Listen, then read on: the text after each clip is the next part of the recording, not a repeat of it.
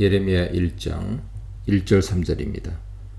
예레미야서 머리글은 예레미야가 예언자로 활동한 기간을 매우 구체적으로 보고합니다. 요시야 통치 13년부터 시드기야 통치 11년까지 여호와의 말씀이 예레미야에게 임했습니다. 예레미야가 예언자로 활동한 기간은 회복의 불꽃이 활활 타올랐다가 갑자기 사그라지고 유다가 멸망의 길로 내몰린 격변의 시기였습니다. 생존을 위한 유다 정치와 강대국 패권주의가 서로 격렬하게 충돌한 것처럼 보이지만 겉모습에 불과할 뿐이었죠. 유다 멸망과 예루살렘 함락, 그리고 성전 파괴와 하나님 백성 유배는 근본에 있어 신학적 사건입니다. 여호와께서는 예언자 예레미야를 통해 이스라엘에게 당신의 의지를 계시하시며 살 길이 어디에 있는지 알려주셨습니다. 예레미야서를 읽는 사람은 하나님 백성이 멸망의 심판에 떨어지게 된 참 원인을 깨달아 다시는 그러한 파국적 재앙이 임하지 않는 삶을 살도록 해야 합니다. 아나돗은 베냐민 지파 영토에 속한 성읍으로 예루살렘에서 북쪽으로 대략 4 내지 5km 떨어져 있었습니다. 열왕기상 2장 26절 27절에 의하면 솔로몬은 다윗의 후계 자리를 놓고 다툴 때 아도니아 편에 섰던 제사장 아비아달을 그의 고향 아나돗으로 추방했습니다. 일부에서 주장하듯 예레미야 지방이 실로 성소 전통을 잇는 아비아달 후손에 속했는지는 불분명합니다. 주전 722년 북왕국이 멸망할 때 남쪽으로 피난온 제사장들이 아나돗에 집단으로 정착했을 수도 있습니다. 제사장 집안 출신이지만 예레미야 선포에는 제사장적 특징이 거의 나타나지 않습니다. 요시야가 다스린 지 13년은 주전 626년이고 시드기야 11년은 주전 587-586년이므로 예레미야 사역은 대략 40년간 지속됩니다. 40장 45장에 따르면 예레미야는 유다가 멸망한 이후에도 그리고 애굽으로 끌려가서도 계속해서 말씀을 선포했습니다. 아마도 예레미야의 핵심적 선포가 예루살렘의 멸망과 유배로 성취됐기 때문에 4절로 10절입니다. 예레미야의 부름은 여러 가지 면에서 파격적이었습니다. 모태에서 지으시기 전에 여호와께서 이미 예레미야를 아셨고 어머니 자궁에서 나오기 전에 그를 구별하셨습니다. 예언자는 일반적으로 생애 한가운데서 부름을 받는데 예레미야는 놀랍게도 예언자로 지음을 받아 예언자로 태어났습니다. 말씀 선포가 예레미야의 존재 이유이자 목적이 됐기 때문에 그에게는 개인적인 삶이 허락되지 않았습니다. 그는 언제 어디서나 자신의 삶을 온전히 여호와의 메신저로 드리며 예언자적 삶을 살아야 했습니다. 그에게 맡겨진 역할은 세계사적 지평으로 확대되었습니다.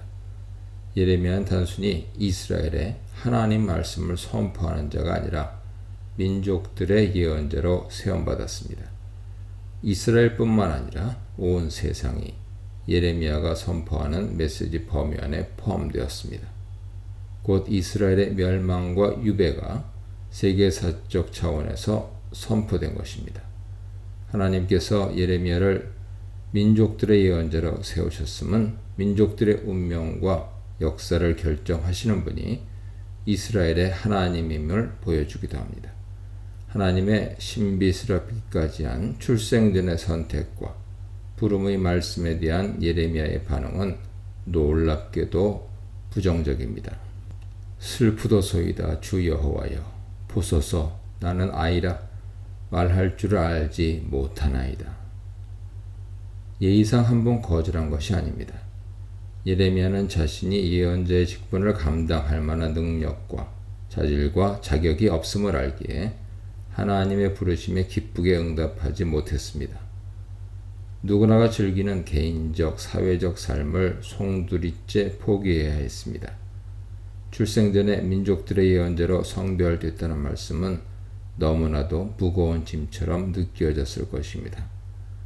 문자적인 의미를 완전히 배제할 수는 없지만 예레미야가 거절의 근거로 제시한 아이와 말할 줄을 알지 못함은 아마도 사회적인 의미로 사용된 것 같습니다. 사람들 앞에 나가 공적으로 하나님 말씀을 선포하려면 그 사회가 인정하는 자격이나 조건을 충족시킬 수 있어야 했습니다. 하나님은 예언자의 능력과 자격이 없다는 예레미야의 주장을 무시하고 그에게 사명을 맡기십니다. 누군가를 당신의 예언자로 부르시는 사건은 하나님의 일방적 결정이기에 부름 받는 자에게는 다른 선택권이 없습니다.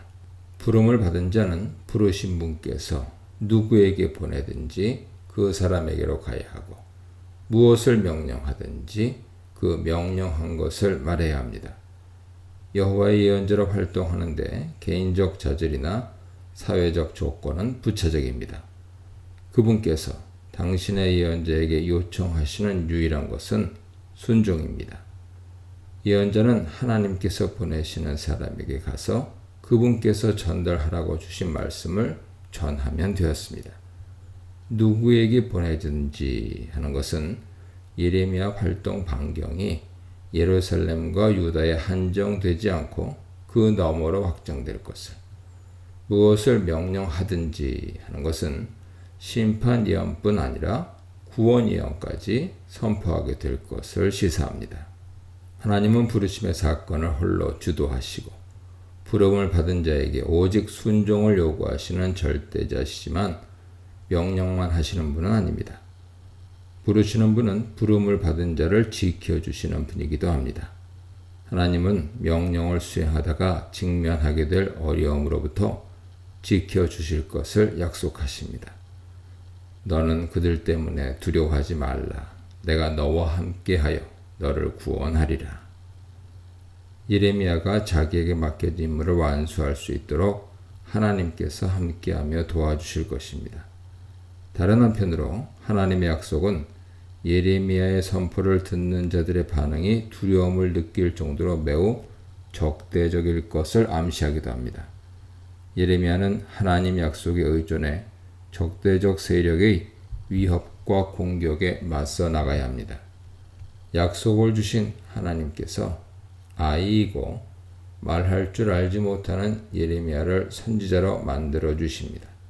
하나님께서 당신 손을 내미셔서 예레미야의 입에 대시고 보라, 내가 내 말을 네 입에 두었노라 말씀하십니다.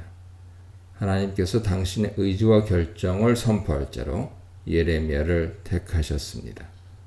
예레미야 입에서 나가는 말이 곧 하나님 말씀이 됩니다. 예레미야는 15장 16절에서도 내가 주의 말씀을 얻어먹었사오며 라고 고백합니다. 자기의 마음으로 말미암은 것이요 여호와 입에서 나온 것이 아닌 묵시를 말하는 거짓 예언자들과는 달리 예레미야는 하나님께서 입에 담아주신 그분의 말씀을 선포하는 예언자입니다. 예레미야를 당신 의지의 대언자로 세우신 하나님께서 그에게 사명을 위임하십니다. 보라, 내가 오늘 너를 여러 나라와 여러 왕국 위에 세워 내가 그것들을 뽑고 파괴하며 파멸하며 넘어뜨리며 건설하고 심게 하였느니라. 하나님께서 입에 넣어주신 말씀을 선포하는 예레미야에게 민족들을 멸망시키고 나라들을 세우는 사명이 주어집니다. 여기서 처음 네 동사는 심판 행위를, 뒤에 두 동사는 구원 행위를 기술하죠. 이는 예레미야가 1차적으로는 심판 예언자지만 더 나아가 구원 예언자로도 활동하게 될 것을 보여줍니다. 문자적으로 나라들과 왕국들인 여러 나라와 여러 왕국은 그의 활동 범위, 곧 그가 선포하는 말씀의 지평이 세계사적으로 확대될 것을 시사합니다. 예레미야의 사명을 기술하는 6동사는 다양한 형태로 결합해 거듭 사용되는데 본문을 제외하고는 동사들의 주어가 언제나 하나님으로 등장합니다. 다시 말해 예레미야의 선포를 통해 이스라엘의 하나님 여호와께서 온 땅의 통치자이심이 드러납니다. 이 문단에서는 가장 완악한 시대에 부름받은 선지자, 하나님이 먼저 알고 부르신 선지자, 하나님의 동행을 약속받은 선지자에 대해 묵상해 보시기 바랍니다.